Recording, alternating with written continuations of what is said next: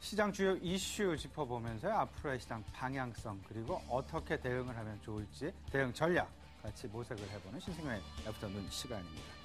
지금 현재 시장 QE 축소라는 우려감 그리고 중국에서 나타나는 어떤 그 경기 회복에 대한 기대감, 일단은 좀 경기 회복에 대한 기대감이 QE 축소에 대한 우려감을 이기지는 못하고 있는 것으로 이렇게 시장은 반응을 하고 있는 것 같습니다. 그렇다면 지금 초점을 결국은 QE 축소에 조금은 더 두는 것이 맞지 않나라는 그런 생각인데요. 과연 QE 축소에서 우리가 생각해야 될 부분은 어떤 것들이 있는지, 과연 지금 현재 시장에서 생각하고 있는 QE 축소라는 어떤 그 기정사실화된 부분 넘어서 과연 QE 축소라는 부분에서 실질적인 불확실성은 무엇인지 같이 좀 생각을 해보도록 하겠습니다. 어제 7월달 FOMC 의사록 공개가 됐습니다. 일단은 그 공개된 의사록 내용을 한번 찬찬히 살펴보면서요. 여기서 대두되는 그리고 여기서 시사하는 바는 무엇인지 실질적인 불확실성은 무엇인지 한 3가지 정도 될 것 같은데 그거 한번 짚어보고요. 더 나아가서 앞으로 시장 안정 조건에 대해서 같이 좀 생각을 해보도록 하겠습니다. 먼저 어제 저녁에 있었던 FOMC 회의 의사록 공개 부분 얘기를 좀 주요 부분 살펴보도록 하겠습니다. 일단 가장 중요하게 생각하는 우리가 생각하는 부분들 그 시기 생각을 later this year라는 얘기가 나왔죠. 결국은 FOMC 회의 9월, 10월, 12월 이렇게 지금 남겨놓고 있는 그런 상황인데요.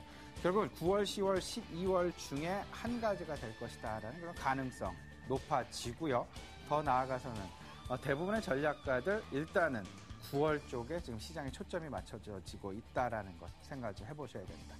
일단 출구 전략이 임박하고 있음을 지금 현재 글로벌 시장에 동요되는 부분을 통해서도 우리는 살필 수가 있고요. 그렇다면 이런 상황들 속에서 가장 리스크를 줄이고 그리고 피하는 방법도 분명히 존재할 것 같습니다. 그 피하는 방법 같이 생각을 해보는 것이 지금 현재 상황에서는 가장 중요한 대응 전략이 될 것이다라는 생각 말씀을 좀 드려봅니다. 제가 생각하는 불확실성 3가지 한번 짚어보도록 하겠습니다. 일단 첫 번째가 그 시기일 것이고요. 두 번째, 축소의 규모일 것입니다.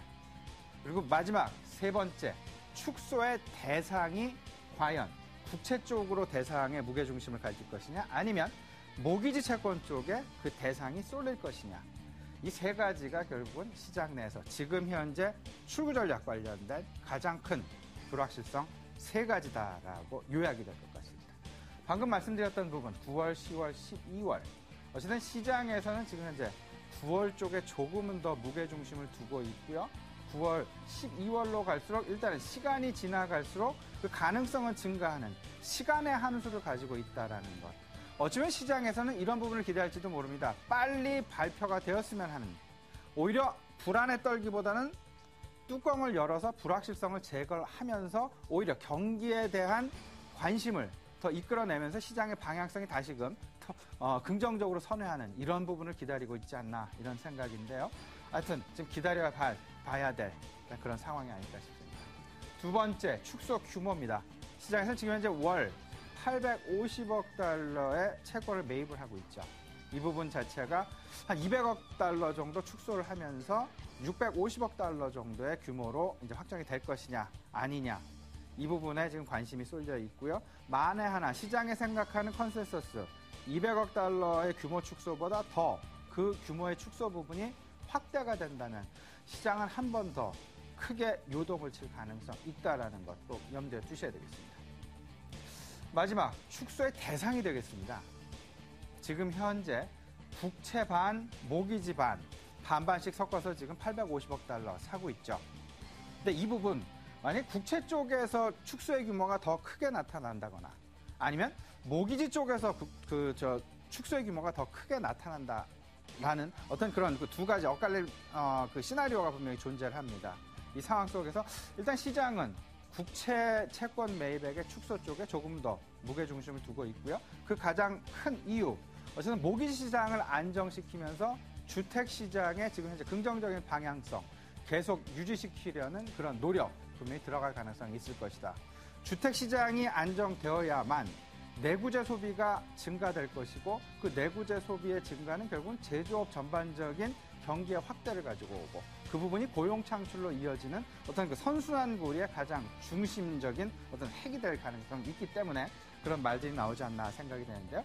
일단 그래서 어제도 미국의 국채금리, 국채시장 상당 부분 모기지 시장보다는 크게 흔들렸다라는 점, 이런 부분이 반영되고 있다라는 것 생각을 해두시고요. 지금 현재 시장 내에서 가장 중요하게 생각하는 불확실성 세 가지는 축소의 시기, 축소의 규모, 축소의 대상이다라는 것.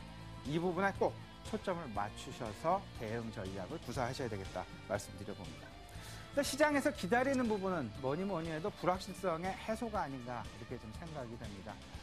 불확실성이 해소되기 이전까지는 어찌됐건 이머징 국가들의 환율 변동성 확대될 수밖에 없는 것이 사실이고요. 우리나라 이러한 금융 불안으로부터 조금은 자유로울 것이다라는 그런 어떤 그 상당히 낙관적인 기대, 낙관적인 전망 나오고 있는 것도 사실이지만, 하지만 제 개인적인 판단은 금융 불안으로부터 회피할 가능성은 극히 제한적이다. 우리 시장도 영향권 내에 분명히 들어있다라는 것 염두를 해 두셔야 되겠습니다. 따라서요, 한 박자 늦추는 전략 유효하겠다. 낙폭 과대라는 관점에서 절대 지금 추격 매수 아니면 공격적인 매수는 안 될 것이고요. 오히려 항상 주가라는 것은 일방으로 하락하지는 않습니다. 하락을 하다가 조금 상승을 하고 또 하락을 하다가 상승을 하는 그런 어떤 그 지그재그형의 모습을 보일 수밖에 없는 그런 상황이 벌어질 텐데요. 일시적인 반등이 나올 때마다 조금씩 주식의 규모를 일단 축소하시면서 현금의 비중을 높이는 그런 전략 바람직해 보인다 말씀드려봅니다. 오늘 교보증권 김영렬 팀장 스튜디오에 모셨습니다. 얘기 자세하게 이어갈 텐데요. 일단 중국에서 나온 기대감을 불어줄 만한 이야기인지 아닌지 중국의 경제 지표 자세하게 좀 짚어보도록 하겠고요. 지금 매우 어려운 장 전개되고 있습니다. 어려운 장, 피할 수 있는 방법, 피하는 것보다는 또 어려운 장에서 어떻게 대응 전략을 마련하는 것도 하나의 또 중요한 방법이 아닐까 싶습니다. 어려운 장에서의 시장 대응 전략, 김영렬 팀장께 여쭤보면서 자세히 얘기 들어보도록 하겠습니다. 잠시 뵙겠습니다.